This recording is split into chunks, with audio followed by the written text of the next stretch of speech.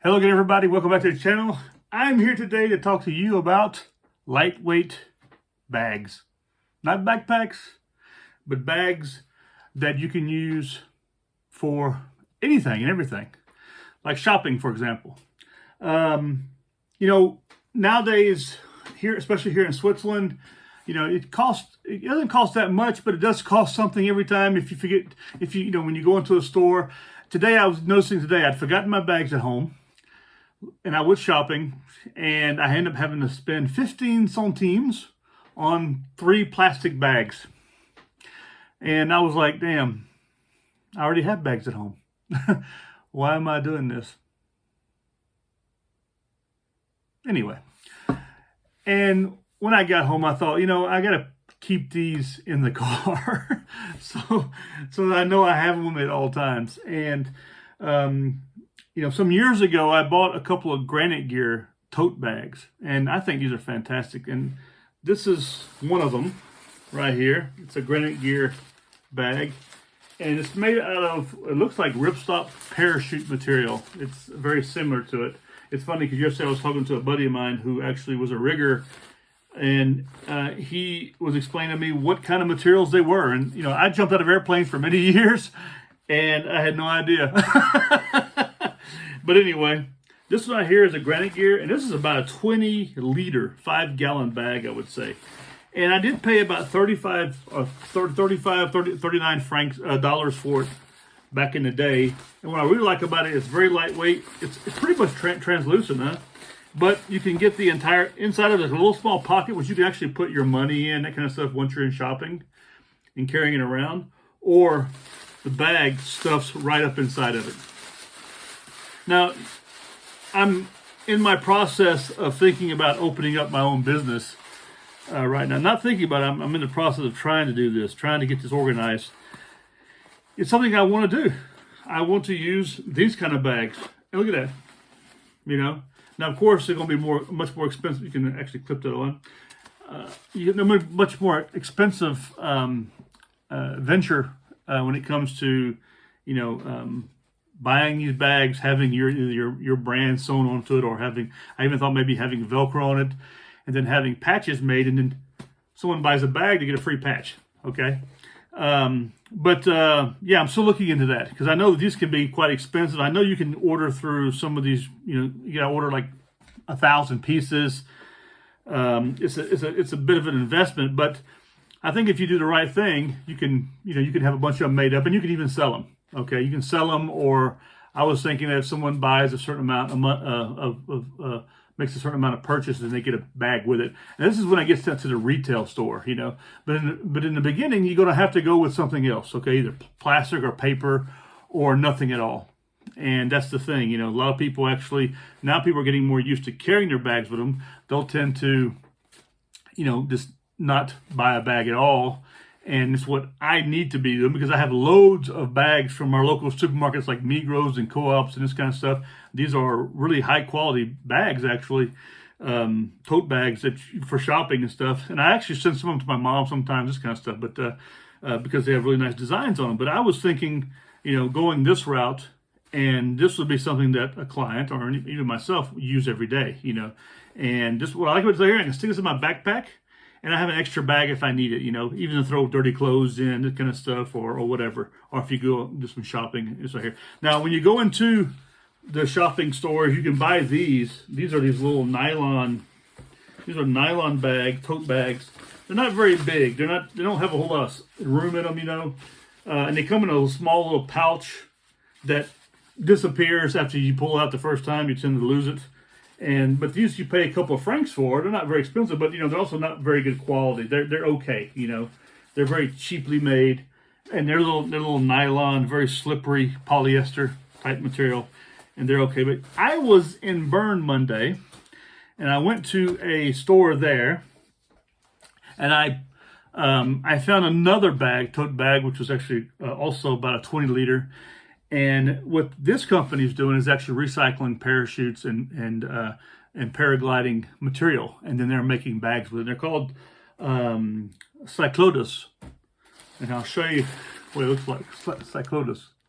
Okay, and this is a really, I like this material. It's a bit stiffer than the regular material you have over there.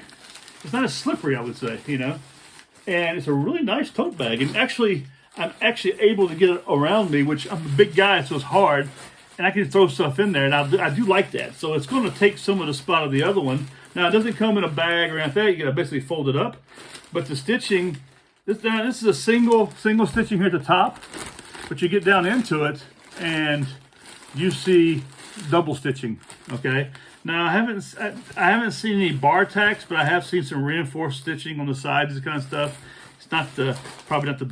You could probably reinforce it yourself if you really needed to, but it's not a bad bag. I mean, it's a decent bag, and I did pay almost 40 francs for it, so it's quite expensive for what it is. But it brought me to the idea when I was speaking to my buddy Greg that. Because he actually was with the recycling bin last year and found someone had thrown an old glider chute away. I thought, man, we could probably take that material and have some bags made up with it. And I thought, and this is I mean, it really folds up. I mean, I'm folding it and folding it and folding it. This is a hand size, okay? It gets that big, but. And I thought that'd be an interesting concept, interesting idea to do it that way, to find the material and later on find a way to start investing in it. I like sewing. I actually don't mind sewing. I've done some sewing before, but what I'd like to do is maybe find somebody who'd be willing to do projects for me, and this would be one of those projects, but you have to find somebody with a really good sewing machine, an industrial sewing machine. There's a guy in Geneva, Switzerland I met when I first got to Switzerland, a place called Cactus Sports. His name is Bernard. Really tall, Swiss-German guy with a bold haircut, but nice as can be. And he reinforced some stuff for me and did some add-ons for me, because that's what was his business in the very beginning. He was reinforcing and doing work like that for people. And then, it's just grown and grown and grown. Now he has a much bigger shop. His shop was like really small. I mean, very, very small in the very beginning, but it had loads of outdoor stuff, camping stuff, and it was a really nice shop. I enjoyed going to visit him. And I mean, you couldn't swing a cat in there. I mean, it was very comfortable. But now it's a bigger shop. It's very nice. And all these years later, 25 years later, even his daughter, she's in the same business actually, which is really nice. But anyway, yeah, I like this whole concept. I'm curious to know what you think about it. Give me leave your comments. But I love the idea of recycling, and it's like what I was talking about with water bottles the other day. Why go out and spend $10 or more on an Nylon water bottle when you can just recycle water bottles that you already have, or our Coke bottles like that. Coke bottles actually quite resistant. One thing I don't like about them, I don't like their very small openings. But there are filter systems that match that size, like the Sawyer system, which, by the way, I just ordered one today because I'm replacing my MSR. My MSR is finally bitten it. It's cracked. The part of it is, and I don't have. It's really expensive to get new filters here also. So I said, well, I'm gonna try the Sawyer. I've heard lots of things about it, so I'm gonna try it out and see how it works and how it goes. And then I'll leave you guys. I mean, like I said, I'm going on a 10-day excursion next month, and I'm going to use that one because where I'm going is not a lot of water. So what water you find, you have to filter. I'm talking about fresh water, potable water. So I'm going to have to filter whatever I find up there. But sometimes it's in cow troughs, just kind of silver puddles or whatever. But yeah, so I'm going to work. I'm going to try it out, and if it works well, I think it's a product that I'm definitely want to work with in the future and see how it works. But anyway, yeah, leave your comments about things like Granite gear or these. Well, not so much the brand, but these reusable bags. And do any of you actually thought about ever making this kind of stuff? I think it's a great idea. I mean, even to make your own. Just get a design. I think the 20-liter size is really good because, and this one I hear, man, I have stuffed this thing at the supermarket full with heavy stuff, and it just keeps on kicking. I had 2 of these. Sadly, the ex-wife kept the other one. I wish I still had it. I think I need to find another one. But now I have 2 of the smaller bags that I got I'd purchased and I'd gotten before, so I don't need any more bags when it comes to this. I have these. I do have these two here now. Look at this. I mean, compared to size, this is actually even more compact. It doesn't have the zipper and that kind of stuff on it, but you don't really need that. You don't necessarily need a zipper on it. You don't need all the fancy doodads.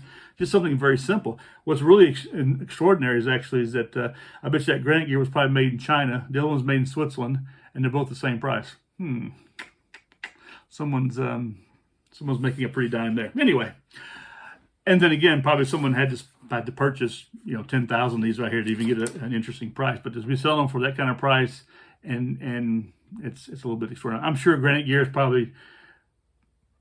they're probably paying $5 for them, and if not less, and they're selling for this huge markup because they're also retailing this kind of stuff. So anyway, thanks a lot.